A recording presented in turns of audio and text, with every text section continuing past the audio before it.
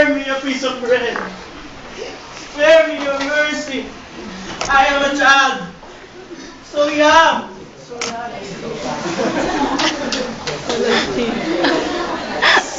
Why are you staring at me? With my eyes, I cannot see. But I know you are all staring at me. Why are you whispering to one another? Do you know my mother? Do you know my father? Do you know me 5 years ago? Yes. 5 years of bitterness have passed. I can still remember the vast happiness Mother and I shared with each other. One night, we were in Sanas. Mother was playing the piano, and I was dancing and singing. Father was contently watching us. Suddenly, 5 loud knocks were heard on the door. Then, silence ensued. Mother ran to Father's side pleading, Luis! Hide in the cellar! They're in the cellar! But they cannot find you!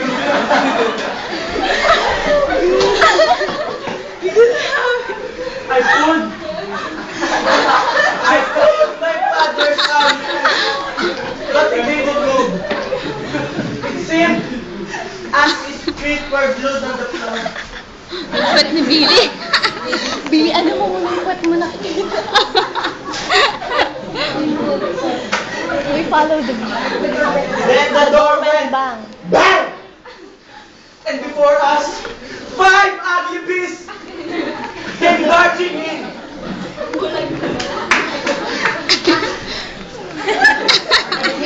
Are you Captain Luis Santos? Are you Captain Luis Santos?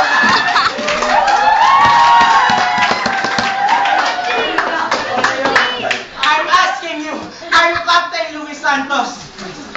Roll the ugliest of them all. Yes, said my father. You are under arrest, said one of them. Said one of the beasts. Then, they pulled my father roughly away from us. Father was not given a chance to beat us. Ang likot ni Billy, grabe. Then, we followed them. Wala na. Mile after mile. Mile after mile. We were hungry and thirsty. Then, we saw a group of Japanese eating. Oh, how our mouths watered, seeing the delicious fruits they were eating. And suddenly, we heard a voice call, Consuelo, Delio, Consuelo, Delio, Consuelo, Delio. We ran toward the direction of the voice.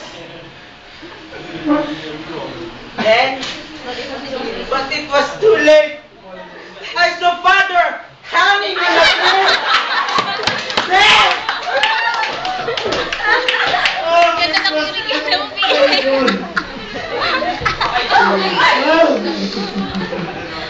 and I cried, vengeance, vengeance, vengeance.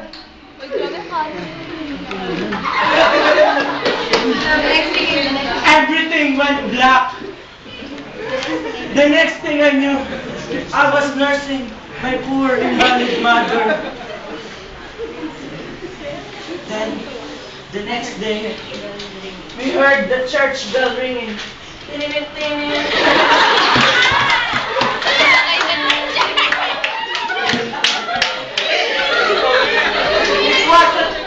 was a sign to find our shelter.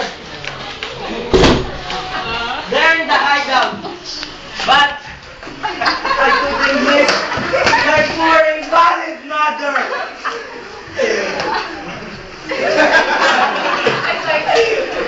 tried to show her the way to the hideout. But suddenly, bombs started falling.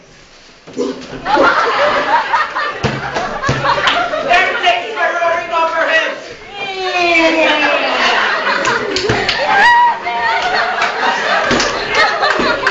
And cannons were firing everywhere.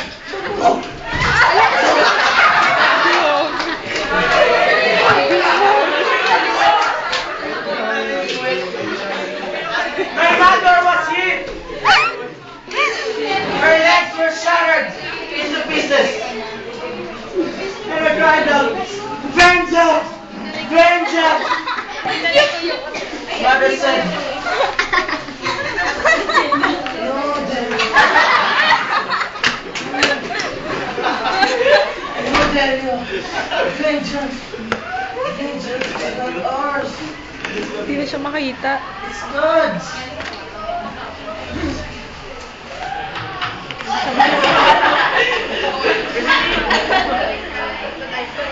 But I cried out, "Vengeance! Vengeance! Vengeance!" Grabe ka naman. I was like a pent-up volcano. Si Pixie naman. Asig. Tinan mo yung red.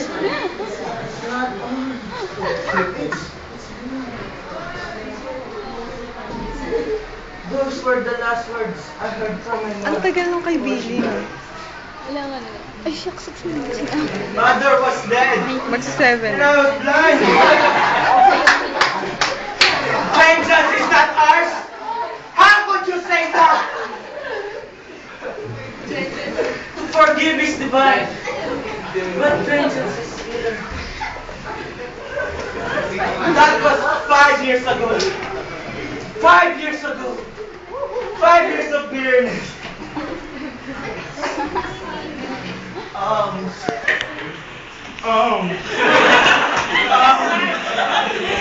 Spare me a piece of goodness. Spare me your mercy. I am a child. So, yeah. So young. So, So rugged.